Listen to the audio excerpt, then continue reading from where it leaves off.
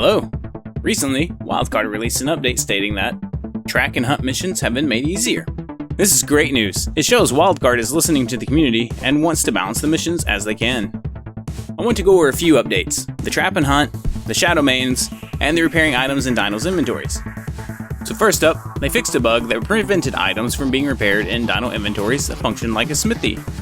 For this example, we will take an RG. A while back, Wildcard added the smithy functionality to the RG, but you could not repair items in it.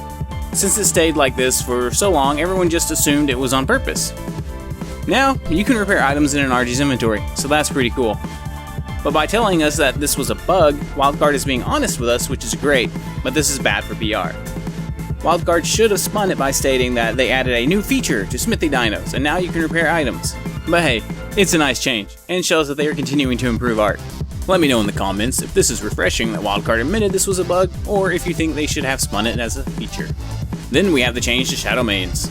Wild Shadow Mains no longer use their lightning attacks, so you can run the Shadow Main Hunt mission in a tech suit with ease now. You can also use an average Giga or a couple of Shadow Mains. I'm sure there are more dinos that could be used as well. This change is nice, as the Shadow Main's ability to stun and dismount made the mission pretty tough, but still doable. Now smaller tribes have a better shot at completing this mission. One thing to keep in mind, all alpha missions are in-game, and as such generally require in-game dinos and gear.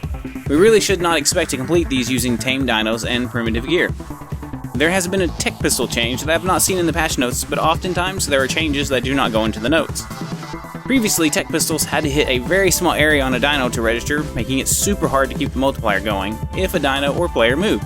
They have changed that now, and most places on a dino can be hit by the tech pistol, making it easier to keep the multiplier going as the dino moves around. This is a really good fix, especially for consoles, as it's much harder to aim with the controller than the mouse. If this fix is not on console yet, it will be eventually. Some of these updates do affect consoles, and the ones that don't will eventually. So, just be prepared for any changes to come to console at some point. Now, trank and hunt missions have been rebalanced to make them easier. Well, after testing them, it does appear that some were. The biggest change that helps the most is that enemy dinos will now prioritize the player over the mission dinos. You can now have someone kite the enemy mission dinos away. For Maywing Poach, I do not recommend using dinos, as the Thylos still have a lot of HP and the bleed tears through most dinos. My previous Bulbdog and Maywing video should give you the info you need to beat Maywing Poach. Paracer Roundup has always been doable with tech pistols. Ferox Coal I recommend doing the way I showed in a few other videos with the tech pistol, as it can dismount you and instantly kill you if you're on a dino. It is completable with Gigas and Shadow Mains though, just bring a few and whistle them in.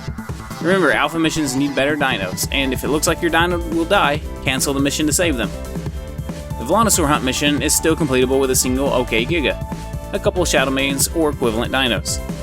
I have a guide on this mission as well. The real mission you are all wondering about though is probably the Bulbdog mission, as this one has been hard since day one and seemed near impossible after the last patch.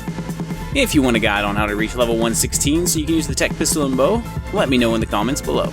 So, the Alpha Bulbdog mission balance. Is it enough now, since we can no longer net the enemy dinos? Well, let's give a few things a shot. 1. The Megalos and Raptors prioritize the player now, so a kite strategy will make this mission easier. If you want to play it safe, you can kite them to a Giga Rider and have them kite and bite. Unless you have a really good Gigas, do not stand your ground. Walk backwards while chomping to avoid getting hit. A non-imprinted Giga can be enraged in just a couple of bites. The HP of the enemy dinos was reduced, making them easier to kill. The Alpha Bulbdog mission should now be completable with 2 to 3 players that come prepared. One thing to note is that the enemy dinos can still be picked up and skiffed away, so those of you with larger tribes, you can come with a bunch of skiffs to breeze through the mission. If you enjoyed the video, smash that like button. Have an awesome day.